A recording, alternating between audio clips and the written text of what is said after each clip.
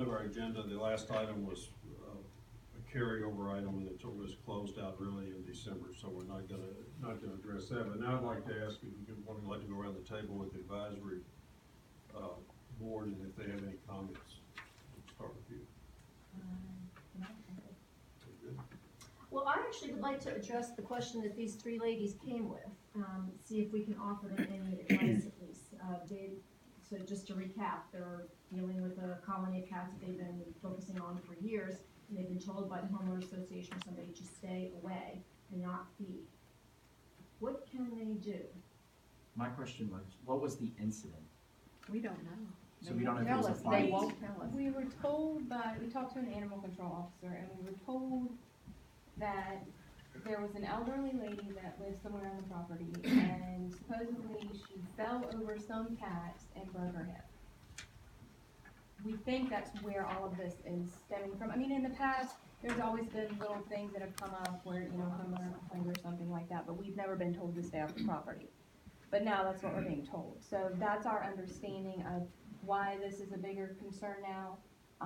We don't know for sure if that is what happened. We kind of tend to think that that may not be possible because the majority of these cats Don't go around don't want people. anything to do with anybody, so I can't imagine they would be on someone's doorstep, you know, tripping them up or whatever. So we're not 100% sure what it's stemming from, but an animal control officer, I guess, got a call, and that's what we were told.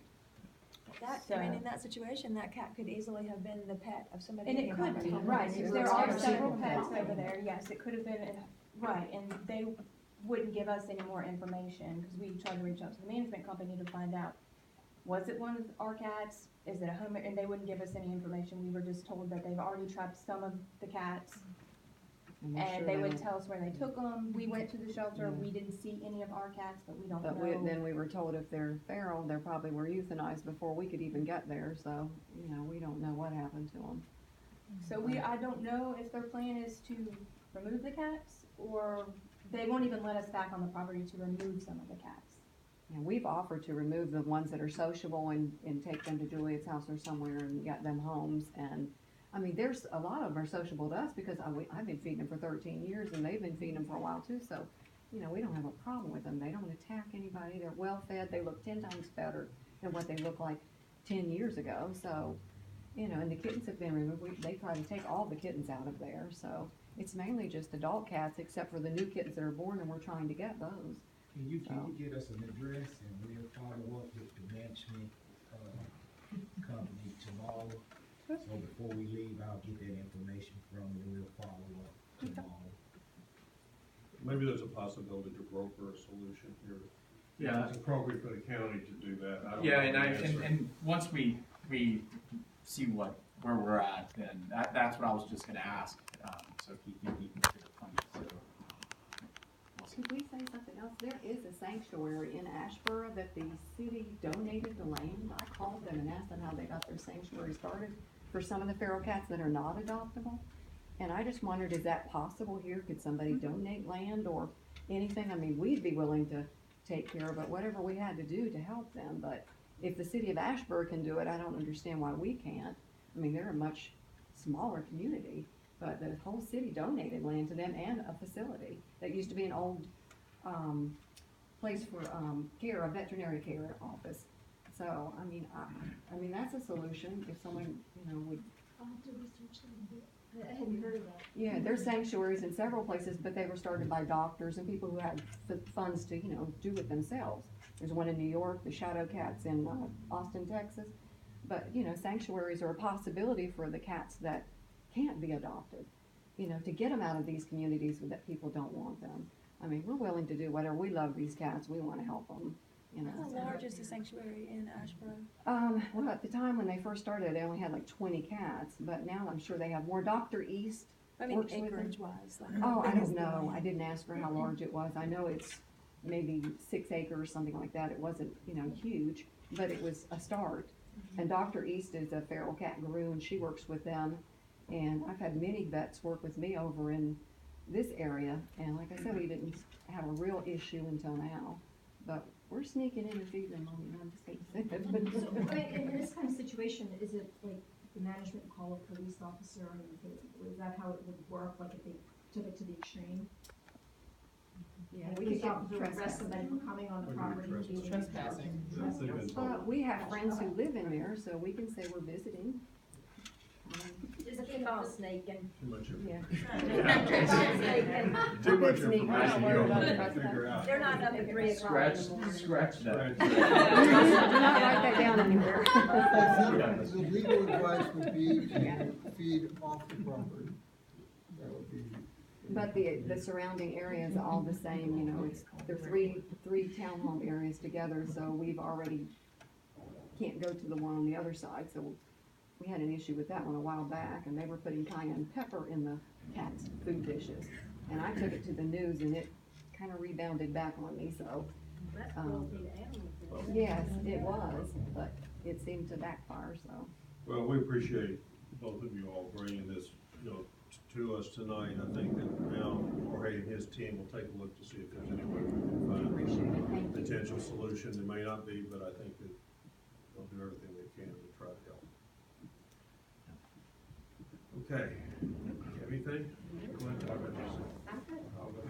I just was gonna say, I saw the transport this morning in the newspaper, the pictures about, them being transported, and I thought it was just wonderful. I'm so glad that that worked out, and that we were able to get those animals, 92 animals out of the shelter. I just think it's wonderful.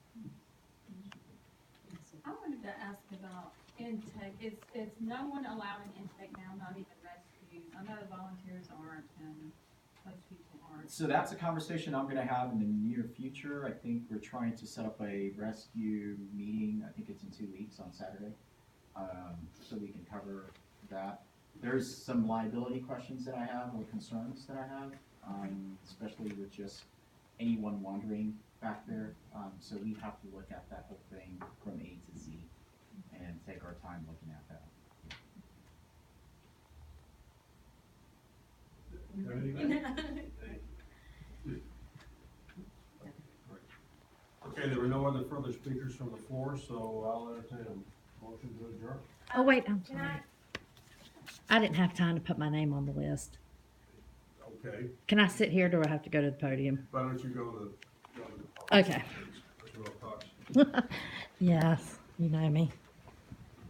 I'm Patricia Wilcox. I'm here quite frequently. I was wanting to get an update on Pet Finder account. Do we have one yet? Nope. Last time I checked. I think we have a Pet Finder account, but it's not being frequently uploaded. So I am currently looking into that because, again, going back with the stats, those are not being frequently updated, as you might be aware.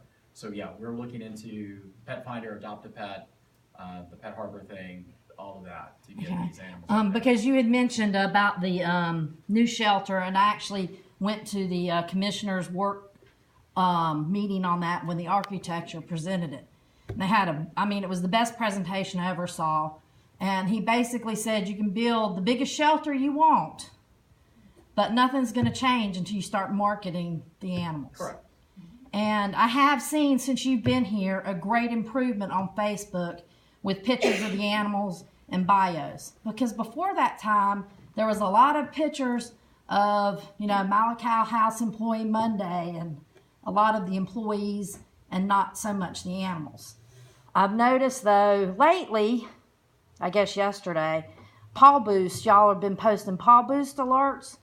And I know in Davison County, they actually post stray dogs they get and put where the street it was found and say owners have 72 hours. And yet Guilford County doesn't do that. And I was wanting to know if that was an option. It's a possibility. I mean, we can look at that. Instead Anything of- we can do to expedite getting that animal united with his or her owner, we definitely can look at that. So, that was my only concern because I keep remember him saying, until you change policy and procedures, 6,000 stray animals are still going to continue to come in to the shelter. And marketing it, and I think we can do. I was told by a commissioner back in August that we were going to have Pet Finder on August 1st when we got the new software, of which I haven't seen. Yeah, Pet so we can Finder get, so yet. the thing with the software and Pet Finder is that the software, whatever software you're using, there's always these partnerships you can work with Pet Finder to upload animals in real time. So you can always, we can always app, and I have not looked at, like, if we have a true Pathfinder account, and I will do that. But we can always upload animals to Pathfinder. The thing with Pathfinder, you have to manually upload and then take them down. So as they're getting adopted, we have to make sure we have someone up there constantly removing animals as they're getting adopted. But I will look at that. Okay, Yeah, and I'll thank have you. an update next month for you. Thank you. Was there one other question? Yes, that makes me nervous. I wanted to touch base on Sharon's Sharon, right? Yeah. Donna, oh, I don't know why, I'm sorry, Donna, about medicating feral cats. I'm not a nonprofit, I'm just a citizen. Kinda got into it by accident, and I'll go into my story another day. But I've been pretty successful with nursing feral cats back to health.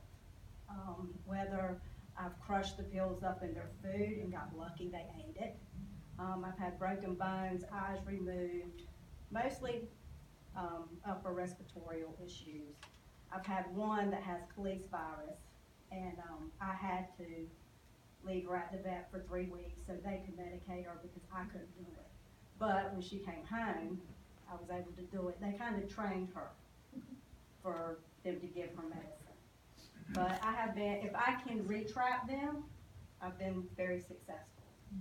And I mean, I fell into this. At first, I would see them sick and didn't know what to do. I've learned a lot. My first cat was that I trapped was October 2005, and it has overtaken my life. It really has. The only funds I have are for trapping and spaying and neutering. Everything else has come out of my pocket. But and when I release them, it's very hard because some of them have become very sociable. And it's hard to have to put them back out. I can't I live in a condo. I have 10 of my own because of what I do.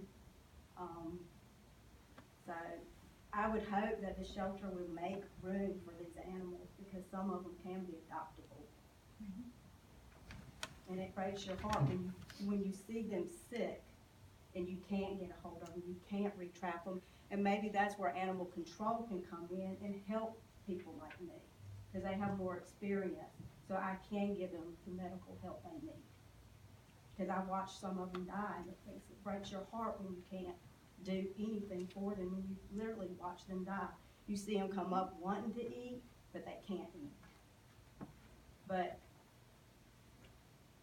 they could use our help. A lot of them could be good pets. They really could with a little bit of, some of them I couldn't give medicine to at first, and I kept on trying, and then finally I could get it in them over a period of time and get it regulated enough that it could help them. So it's very stressful, very stressful. Thank you. Would you identify yourself for the? I'm sorry, Cindy Shoemaker. Thank you, Cindy. And what you're doing. Donna, I was gonna mention, also on your question, you were asking about, injured feral cats, in the community. There are groups, like, for example, one's called, the Fallen Angels in Winston. There are specific groups that have funds just to help feral cats. They actually helped me with one recently who I trapped, and I was just taking her in to get her spayed, and come to find out she had just horrible mouth issues. And if I had put her back out like that, she eventually would not be able to eat and would starve to death. So they actually helped take care of her mouth issue before I put her back out. And I actually kept her. She didn't become social, but I kept her for a couple of weeks afterwards to make sure she was okay before I released her back out. So there are places, and there's a whole list of places too that have funds specifically to help people who have commonly cats that get sick or have injuries and stuff like that. There are places that will help with that.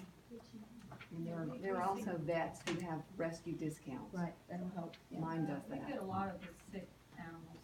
We sent him, even the cats. We got one now that's all its ears are just bloody and skin's all off that we're Probably ear and saving right now, a kitten. We got it at the vet right now, but we seem to get a lot of those calls. And some of them are a little more wilder.